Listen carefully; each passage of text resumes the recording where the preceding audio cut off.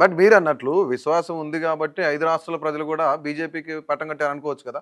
ఒక యూడిఎఫ్ కేరళలో తప్ప మిగతా రాష్ట్రాల్లో. సార్ నేనేమంటున్నాను, రష్యా ఇది మన అమెరికా, ఇజ్రాయెల్, ఇరాన్ వార్ ఏదైతే ఉందో అది 5 రాష్ట్రాల ఎలక్షన్ కంటే ముందు నుంచి జరుగుతూనే ఉంది. అప్పుడు కూడా పెట్రోల్ కష్టాలు మనకు ఉన్నాయి. అప్పుడు కూడా ఏది గ్యాస్ బండలు ధరలు కూడా పెరిగినాయి. మనకు ఏది గ్యాస్ దొరకలేదు. బుక్ చేసుకుంటే 5-10 రోజులకు వచ్చేది దాదాపు 45 నుంచి 50. బట్ ఇక్కడ వన్ మోర్ మినిట్, అంటే దేశంలో విషయం పక్కన పెడితే రాష్ట్రంలో ఇక్కడ ఎల్పిజి కానీ లేదంటే పెట్రోల్ డీజిల్కి సంబంధించి కృత్రిమంగా కొరత సృష్టించినప్పుడు, దళారులు సృష్టించినప్పుడు అధికారంలో ఉంది కాంగ్రెస్ పార్టీని ఇక్కడ రాష్ట్రంలో. బట్ వాటి అన్నింటిని ఎందుకు అరికట్టలేకపోయింది కాంగ్రెస్ పార్టీ? వ్యవహారం వాళ్ళ చేతిలో ఉన్నప్పుడు ఏదో చిన్నపాటి ఇన్సెక్యూరిటీ కాంప్లెక్స్ బిల్డ్ అయితే ఆటోమేటిక్గా ప్రజలు ప్యానిక్ అవుతారు. ఎందుకంటే అంత మనం వెల్ ప్రిపేర్డ్గా లేనప్పుడు ఆటోమేటిక్గా ప్యానిక్ అవుతారు. ఆ భద్రతను దాంతోపాటు ఆ ఏది అది సృష్టించాల్సిన బాధ్యత. నేనేమంటున్నాను, ప్రొటెక్టివ్ గవర్నమెంట్, ప్రొడక్టివ్ లీడర్షిప్ ఏదైతే ఉందో అది మనకు కావాలి. కానీ ఇక్కడ ఏమైందంటే కొంచెం రివర్స్ అయిపోయి కొంచెం ఇబ్బంది జరిగిన సందర్భాలు ఉంటాయి. నేనేమంటున్నా సార్, ఒక్క మాట మీరు అర్థం చేసుకోండి. ఎప్పటి నుంచో జరుగుతున్న వారిని ఎలక్షన్ వరకు ఆపి తర్వాత పేద ప్రజల నడ్డి విరిచే ప్రయత్నం ఏదైతే ఉందో అది కుట్రకోణానికి ఒక దారి వేసుకున్నట్టు ఒకటి అనుకోవాలి. ఇంకోటి మేము ఏమంటున్నాం అంటే అది దేవుని నుంచి బీజేపీ చేసుకుంటూ వస్తుంది. ఈరోజు మీరు చూడండి, ఒక చిన్న నేను ఎగ్జాంపుల్ చెప్తాను. ఈరోజు ఎప్పుడైతే అమెరికా ప్రతి విషయంలో ఏళ్ళు పెడుతుంటుంది, ఈడ ఏళ్ళు పెడుతుంది, ఆడేళ్ళు పెడుతుంది, యుద్ధం జరగాలి, దాని డాలర్ రూపం దాని రేటు పెరగాలి. అదేవిధంగా ప్రతి రాష్ట్రం ఒక సామ్రాజ్యవాద దేశం కాబట్టి అటుగా ప్రతి దేశము ఏది తనకు లాయల్గా ఉండాలని కోరుకుంటుంది. నేను ఏమంటున్నాను అంటే సార్, ఒక మాట, సరే ఇక్కడ ఎవరైతే ఫారెక్స్ వాళ్ళు పెట్టి ఉన్నారో బయట నుంచి ఇక్కడ ఏది ఇన్వెస్ట్మెంట్ రూపంలో అది మనకు ఏది మన స్టాక్స్లో కానీ మిగతా విషయంలో పెట్టుకున్నప్పుడు వాళ్ళకు కొంచెం ఇక్కడ అమెరికాలో స్టేబుల్ అక్కడ అవుతున్నప్పుడు ఇక్కడ నుంచి వాళ్ళు వెళ్ళిపోతారు కదా. ఆ వెళ్ళిపోయే క్రమంలో ఇదంతా వ్యవహారం ఎక్కడ జరుగుతుందంటే ఒక పేదవాడికి, అదేవిధంగా ఆ అమెరికాలో ఉన్న పేదవాడికి ఇక్కడ ఉన్న పేదవాడికి మధ్య జరిగే వ్యవహారం కాదు ఇది. సో ఆ వ్యవహారం అంతా అవతల, అంటే దాని బియాండ్ ద లైన్స్ అవి. దాన్ని ఏమంటున్నా, ఆ బియాండ్ ద లైన్స్ వ్యవహారాన్ని పేదోడి మీద ఎందుకు రుద్దుతున్నారంటున్నా. సపోజ్ ఇప్పుడు నార్మల్గా ఒక 100 రూపాయలు పెట్రోల్ కొట్టచ్చు ఆయనకి, అదేవిధంగా ఇక్కడ నుంచి స్టాక్స్లో పెట్టిన ఆయన మళ్ళీ రివర్స్ తీసుకున్నప్పుడు ఆటోమేటిక్గా డాలర్ రేట్ పెరుగుతుంది. ఎందుకంటే ఇక్కడ డాలర్ స్టాక్స్ అయిపోతాయి కాబట్టి. సో దానికి దీనికి ముడిపెట్టే క్రమంలో భాగంగా ఈరోజు కేంద్ర ప్రభుత్వం ఏదైతే ఉందో తన అసలు స్వభావాన్ని ఇచ్చేస్తుంది. నేను ఏమంటున్నా, ఒకటైతే నేను చెప్పగలుగుతున్నా, 1000 ఏనుగులు తిన్న రాబందంటే ఒక గాలివాన్ని కొట్టుకుని చేస్తుందంట. సో మీరు ఎన్ని ఏది దాన్ని దాచుకుంటూ గాడుపులాగా బుడగలాగా దాన్ని తీసుకుంటూ వచ్చినా కూడా ఏదో ఒక రోజు ఇది బొంబాడవుతుంది. సో ఆ సందర్భం ఇప్పుడు వచ్చింది. నేనేమంటున్నాను, సామాన్యుడు ఈరోజు దేశంలో బయటకు వచ్చి ఏదైనా తినాలన్నా, ఏదైనా తాగాలన్నా, ఏదైనా చేయాలన్నా చేసే పొజిషన్ లేదు. ఇప్పుడు మీరు బీజేపీ గవర్నమెంట్ వల్లనే సామాన్యుడు త్యాగం చేయాలంటున్నారు, అంతేనా? వాళ్ళు అంటున్నా నేను. ఇప్పుడు నేనేమంటున్నా, ఇప్పుడు వాళ్ళు మళ్ళీ కొత్త పిఆర్ స్టంట్ ఏం స్టార్ట్ చేశారంటే నేను చెప్తున్నా సార్, ఒక్క మాట కిషోర్ గారు, నేనేమంటున్నా, ఇప్పుడు వాళ్ళ కొత్త పిఆర్ స్టంట్ ఏంటంటే ఒక సైకిల్ మీదనో లేకపోతే మెట్రోలో వెళ్ళిపోతారు. వెళ్ళినప్పుడు మళ్ళీ దాన్ని కూడా వెనకాల భారీ ఖర్చులు చేస్తారు. అంటే నేనేమంటున్నాను సార్, ఎంతసేపటికి ప్రజలను మెంటల్గా ఒక అంశం మీద ప్రిపేర్ చేయడానికి మీరు ఇది చేయకండి. మీరు కూడా మెంటల్గా కొంతవరకు ప్రిపేర్ కాండి. ఈ దేశాన్ని ఏమంటారు, ఏదో కొంతమంది పెట్టుబడిదారులను కాపాడే ప్రయత్నంలో భాగంగా పేదోని ప్రతిసారి కండిషనల్గా బతికే ప్రయత్నాన్ని మీరు చేసేలా మీరు చేయకండి. తద్వారా మీరు ఏదో సలహాలు ఇచ్చి మమ్మల్ని ఏదో మేము ఇప్పుడు బతకడం, మేము ఇప్పటి నుంచే ఏది నాగరికత వైపు వెళ్తున్నట్టు మీరు మమ్మల్ని చిత్రీకరణ చేసే ప్రయత్నం మీరు చేయకండి. మీరు ఏం చేయండి, దీనికంటే ఏదైతే పెద్ద వ్యవస్థ పైన నడుస్తుందో, ఏది మిమ్మల్ని వాళ్ళు మేనేజ్ చేయడం, వాళ్ళు మిమ్మల్ని మేనేజ్ చేయడం, ఏదైతే వ్యవస్థ నడుస్తుందో ఆ వ్యవస్థ నుంచి మీరు ఫస్ట్ బయటకు వచ్చిన తర్వాత ఈ ఎకానమీ విషయంలో కానీ మిగతా విషయంలో కానీ జస్టిస్ని ప్రాపర్ వేలో మీరు డెలివరీ చేసిన తర్వాత ఇవన్నీ వ్యవహారాల మీద ప్రజలకు నమ్మకం వస్తుంది తప్ప ఈ నమ్మకం రానంత వరకు మీరు ఎన్ని చెప్పినా ఎన్ని చేసినా మీ పార్టీకి సంబంధించిన పిఆర్ స్టంట్లకు మాత్రం అది పనికొస్తుంది తప్ప పేద ప్రజల యొక్క ఏది కడుపును నింపే ప్రయత్నం చేయదు, పేద ప్రజలను చిన్న వ్యాపారాలకు ఏది పోనిచ్చే ప్రయత్నం అయితే చేయదు. రైట్ కిషోర్ గారు, మీరు చెప్పండి, అంటే ఇక్కడ పేద ప్రజలు మాత్రమే త్యాగం చేయాల్సి వస్తుంది, మీ నాయకులు పిఆర్ స్టంట్లు అని చెప్తారు. పేద ప్రజలు త్యాగాలు చేయాల్సి వస్తుంది. కాంగ్రెస్ వారు పేద ప్రజల పక్షాన మాట్లాడుతున్నట్టుగా మాట్లాడారు. నేను ఒక ప్రశ్న, ఇప్పుడు 110 రూపాయలు ఈరోజు పెట్రోల్ ధర మన రాష్ట్రంలో, అందులో కేంద్ర పన్నులు ఎంత, రాష్ట్ర పన్నులు ఎంతో వెంకట్ గారు చెప్పగలరా? నేను అడుగుతున్నాను, వారిని అడుగుతున్నాను. ఎందుకంటే మేము మనసు లేని వారు మనసున్నవారు. కాంగ్రెస్ తరఫున మన రాష్ట్రాన్ని పాలిస్తున్నారు. కేంద్ర ప్రభుత్వపు పన్నులు ఎంత పెట్రోల్ మీద, రాష్ట్ర ప్రభుత్వపు పన్నులు ఎంత పెట్రోల్ మీద చెప్పగలరా? నేను చెప్తాను, వారికి తెలియదు. అది 100% నేను రాసిస్తాను, వారికి తెలియదు. వారు ఏంటంటే రాజకీయం ఏం మాట్లాడాలి, ఏ విషయంలో ఉన్నా కానీ ఏం మాట్లాడాలి, స్టాండర్డ్ డైలాగులు కొన్ని ఉంటాయి, అవి మాట్లాడతారు కాంగ్రెస్ వారు. కానీ ఎన్నడన్నా నిజంగా పేదల పక్షాన మనం మాట్లాడాలన్నప్పుడు మనం కొన్ని విషయాల్ని మనము చూసుకుని వస్తాం, లెక్కలు చూసుకుని వస్తాం. ఈరోజు మీకు ఒక్క విషయం అండి, ఎంత ఉందో తెలుసా మీకు? మన రాష్ట్రంలో 35.2% వ్యాట్ ఉంది. మీకు అసలు పెట్రోల్ ధర ఎంత ఉందో తెలుసా? 57 నుంచి 60 రూపాయలు ఈరోజు బేస్ మూలధర. అందులో central excise duty 13, special excise duty అని 10 రూపాయలు ఉంటే దాన్ని తగ్గించుకున్నారు, 13 రూపాయలు ఉంటే 10 రూపాయలు తగ్గించారు. ఇది సెంట్రల్ ఎక్సైజ్ డ్యూటీ రాష్ట్రానికి మళ్ళీ 42%, రాష్ట్రానికి మళ్ళీ 42% పోతుంది. అందులో 6-7 రూపాయలు కేంద్రానికి.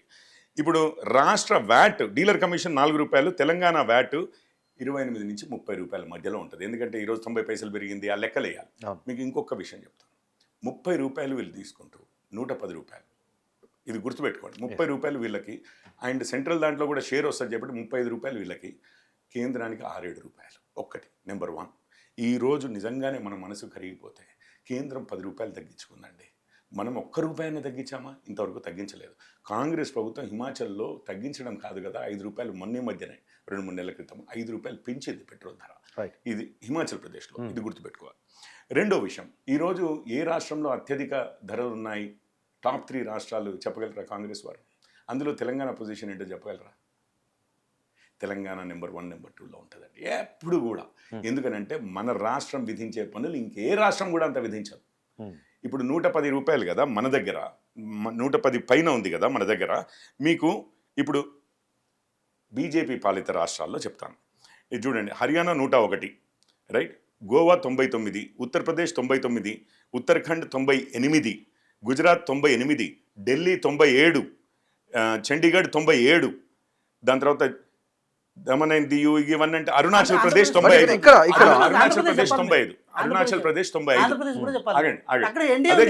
అదే చెప్తున్నాను నెంబర్ 1, 2లో మనది ఎప్పుడు కూడా ఉండడం. ఇప్పుడు వీరు ఇంత బాధపడ్డారు. ఆంధ్రప్రదేశ్ చెప్పినా చెప్పకపోయినా మనకేం ఆంధ్రప్రదేశ్లో మేము బీజేపీ ముఖ్యమంత్రులు ఉన్న రాష్ట్రాలన్నీ చెప్పుకొచ్చాను. కేంద్ర ప్రభుత్వం పన్నులు ఎట్లా తగ్గించిందో చెప్పాను. అంతకుముందు కూడా మీకు 5 రూపాయలు ఇట్లా తగ్గించిన 2 దఫాలుగా తగ్గించింది. మన రాష్ట్రంలో అటు కేసీఆర్ గారికి గుండె కరగలేదు ఈ పేద ప్రజల గురించి, రేవంత్ రెడ్డి గారికి అసలే కరగలేదు పేద ప్రజల గురించి. వెంకట్ గారు వచ్చి ఇప్పుడు ఉల్టా చెప్తారు. మీకు ఇంకొక విషయం చెప్తానండి, ఇప్పుడు మీరే చెప్పారు మొదట్లో, ఇప్పుడు పెట్రోల్ డీజిల్ ధరలు పెరగడం వల్ల ఏమవుతుంది అని అంటే ప్రతి వస్తువు కూడా ఇప్పుడు మనము మన దగ్గరే తయారు చేసుకోము కదా, ఎక్కడి నుంచో ఊర్లో నుంచి వస్తాయి, వేరే రాష్ట్రం నుంచి వస్తాయి, వేరే దేశాల నుంచి కూడా వస్తాయి. అవన్నీ రవాణా జరగాలి. ఏ రాష్ట్రాల్లో అయితే పెట్రోల్ ధరలు ఎక్కువ ఉంటాయో ఉట్టి పెట్రోల్కే ఎక్కువ పెట్టడం కాదు, ఆ రాష్ట్రాల్లో ఉన్న పేదలు బియ్యానికి ఎక్కువ పెడతారు, రైట్, ఆయిల్స్కి ఎక్కువ, అన్నిటికీ ప్రతి ఖర్చు అండి. ఒక చాక్లెట్ కొనుక్కోవాలన్నా కానీ ఎక్కువ పైసలు ఖర్చు అవుతాయి. ఎందుకనంటే వాళ్ళ రాష్ట్రాల్లో అందుకనే ద్రవ్యోల్బణం ఎక్కువ ఉంటుంది. మీకు తెలుసా మన తెలంగాణలో ద్రవ్యోల్బణం అత్యధికంగా ఉందనేది వీరికి తెలుసా? వేరే రాష్ట్రాల్లో కన్నా మన తెలంగాణలో ద్రవ్యోల్బణము అత్యధికంగా ఉందండి. ఇది ఎప్పటి నుంచి అత్యధికంగా ఉందో తెలుసా? నెంబర్ 1 స్టేజ్లో ఉన్నాం మనం కొన్నిసార్లు. బీఆర్ఎస్ ఉన్న సమయంలో నుంచి ఇద్దరికీ కూడా క్లియర్గా తెలుసు, సైన్స్ తెలుసు, పెట్రోల్ డీజిల్ ధరలు అధికంగా ఉంటే ద్రవ్యోల్బణం అంటే ధరల పెరుగుదల అధికంగా ఉంటుందని మనందరికీ తెలిసిన విషయమే.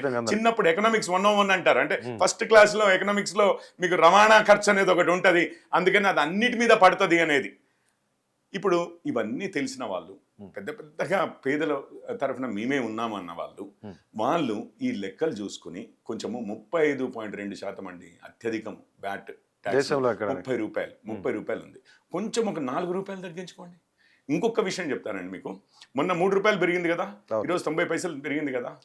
మన రాష్ట్రంలో ఎంత పెరుగుతుంది అనుకుంటున్నారు? 3 రూపాయలకి 3 రూపాయలే పెరుగుతుందా? కాదు. వీళ్ళు పెంచిన ధర మీద కూడా మళ్ళీ 35%, అంటే 3 రూపాయల్లో 3 రూపాయలు మనకు 1 రూపాయి పెరుగుతుంది. అది ఎవరు తింటున్నారు? రేవంత్ రెడ్డి గారి ఖజానాలోకి వెళ్తుంది, ప్రభుత్వ ఖజానాలోకి వెళ్తుంది. వెంకట్ గారు ఒక్కసారి ఆలోచించండి, మానవతా దృక్పథంతో ఆలోచించండి. ఇప్పటికే 3 రూపాయలు వారు పెంచారు మార్కెటింగ్ కంపెనీస్. అంటే అది పెంచడము, ఆ దెబ్బ మీకు సరిపోదు, నేను ఇంకో రూపాయి దెబ్బ మీకు వేస్తా అని చెప్పి మళ్ళీ మన రాష్ట్ర ప్రభుత్వం ఇంకొక రూపాయి దాని మీద కూడా, ఈరోజు 90 పైసలు పెరిగిందన్నారు కదా, 90 పైసల మీద 35% ఎంత అండి? మళ్ళీ ఒక 35 పైసలు, దాదాపు 30 పైసలు, 33 పైసలు. ఉమ్. ఆ 33 పైసలు మళ్ళీ అధికం. 95 పైసలు బదులు ₹1.30 పెరుగుతుంది మనకు, మన రాష్ట్రంలో. ఈ విధంగా పెంచిన ప్రతిసారి బయటికి వచ్చేమో పేదలు నష్టపోతున్నారు అని చెప్పి మాట్లాడడము, లోపలికి వెళ్ళేమో సంకలు గుద్దుకోవడం. మనకు పెరిగింది కదా, ₹3 పెరిగితే మనకు ₹1 ఆదాయం పెరిగింది, 95 పైసలు పెరిగితే మనకు 30 పైసలు ఆదాయం పెరిగింది. ఇది రాష్ట్ర ప్రభుత్వం ఒక తీరు తెన్ను. మూడో విషయం చెప్తాను, మీరు అన్నారు ఎలక్షన్ల ముందు ఎలక్షన్ల తర్వాత. నేను అందుకే ముందే చెప్పాను, 4వ తారీఖు రోజు ఆపరేషన్ ప్రాజెక్ట్ ఫ్రీడమ్ అని చెప్పి అమెరికా మొదలు పెడితే ఈ ట్యాంకర్లన్నీ రావడానికి సులభతరం. 7వ తారీఖు రోజు వీళ్ళు దాడి చేశారు. అప్పుడు అనిశ్చితి విపరీతంగా పెరిగిపోయింది. అందుకనే పాకిస్తాన్ కూడా ఇప్పుడు సౌదీ అరేబియాకి సైనికులు 8,000 మందిని పంపించింది. యుద్ధం అసలు ఈవెన్ గ్రౌండ్ ఫోర్సెస్ తోటి కూడా ఫైట్ అయ్యే సూచనలు కనిపిస్తున్నాయని చెప్పి. అయితే మీకు ఒక్కటి చూడండి, ఇప్పుడు వీరేమన్నారు, ధరలు పెంచితే ప్రజలు, వారు ఒప్పుకున్నారు. వెంకట్ గారికి తెలుసు, ఇప్పుడు జగద్విదితం అండి, మోడీ గారి మీద ప్రజల్లో నమ్మకం ఉంది అనేది అందరికీ తెలిసిన విషయం. మేము గ్యాస్ ప్రైసులు, గ్యాస్ రేట్లు ఎప్పుడు పెంచామని చెప్పారు వెంకట్ గారు? ఎలక్షన్ల ముందే పెంచామని చెప్పారు. ఎలక్షన్ల ముందే పెంచాం కదా, ఉన్న వాస్తవమే కదా. ఎలక్షన్ల ముందే పెంచింది కదా.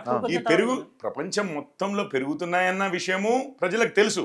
ఉన్న వాటిల్లో అత్యంత తక్కువ పెరుగుదల, అది అత్యంత లేటుగా జరిగింది. కేవలం భారత్ లో అది మోడీ గారి నాయకత్వానికి నిదర్శనం అని చెప్పి కూడా ప్రజలు నమ్ముతున్నారు. ఇంకొక విషయం చెప్తాను, వీరు అంటే రేజ్ చేసినది కొంచెం సర్కాజం తోటి వ్యంగ్యంగా. ఇప్పుడు మోడీ గారు రష్యా ఉక్రెయిన్ వార్నే ఆపారు కదా అని చెప్పి అడ్వర్టైజ్మెంట్లు కూడా మేము వేసాం, నిజంగా వేసాం. అది మొత్తం ఆగిపోయిందా? ఈరోజు రష్యా ఉక్రెయిన్ యుద్ధం చేసుకోవట్లేవా? ఎన్ని సంవత్సరాలు అయిందండి ఇది ఆపి కూడా? మన వాళ్ళు అక్కడ చదువుకుంటున్న తెలుగు వాళ్ళు మొత్తం భారతీయులు ఎవరైతే ఉన్నారో దానివల్ల లాభపడ్డది. ఈవెన్ బంగ్లాదేశీయులు, పాకిస్తానీలు కూడా మన ఫ్లాగ్ పెట్టుకుని వాళ్ళు వచ్చేసారు. నేపాలీలు వీళ్ళంతా కూడా శ్రీలంకన్స్. సో మన వాళ్ళు అక్కడ ఉన్నారు, వారు సేఫ్గా బయటికి వచ్చేంత వరకు అని అంటే కొన్ని గంటల పాటు, అంటే ఆ ప్రభుత్వాలు కూడా బయటికి పబ్లిక్గానే ఒప్పుకున్నాయి.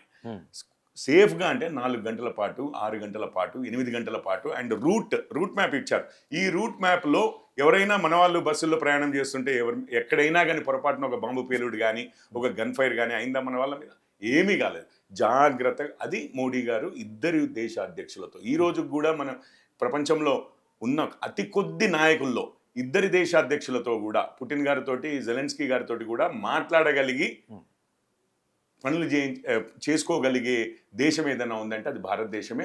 చేయగలిగే నాయకుడు ఎవరన్నా అంటే మోడీ గారు. ఇప్పుడు ఇరాన్ దాంట్లో, మనకేమన్నా ఇరాన్ దాంట్లో కూడా మన ట్యాంకర్లని పంపించాయని చెప్పి, ఇప్పుడు ఈ రోజు లేకపోతే ఈవెన్ ఎల్పిజి అసలు దొరకని పరిస్థితిలో ఉండేది. మన ట్యాంకర్లను ఎలో చేశారు కదా. సో ఇటు ఇరాన్ కానీ అటు ఇజ్రాయెల్ కానీ రెండు యుద్ధం చేసుకుంటున్నా, లేకపోతే యుఏఈ కానీ బాధితులు, ఇరాన్ దాడుల వల్ల బాధితులు, అన్నిటితోటి సత్సంబంధాలు ఉండి అందరి నాయకులతోటి డైరెక్ట్గా మాట్లాడగలిగే. మొన్న బ్రిక్స్ కాన్ఫరెన్స్కి ఇండియాకి వచ్చారండి ఇరాన్ వాళ్ళు, అరాక్చి వాళ్ళ ఫైనాన్స్ మినిస్టరు, అందరితోటి కూడా సత్సంబంధాలు ఉండి మనము అందరితో మాట్లాడగలిగి రిక్వెస్ట్ చేస్తే వాళ్ళు నిజంగానే మన షిప్స్ పంపించారు. అక్కడేమో మన ప్రజల్ని పంపించారు, మన విద్యార్థుల్ని పంపించారు, ఇక్కడ మన షిప్స్ కూడా పంపించారు. ఇప్పుడు ఇంత చేస్తే దేశం కోసము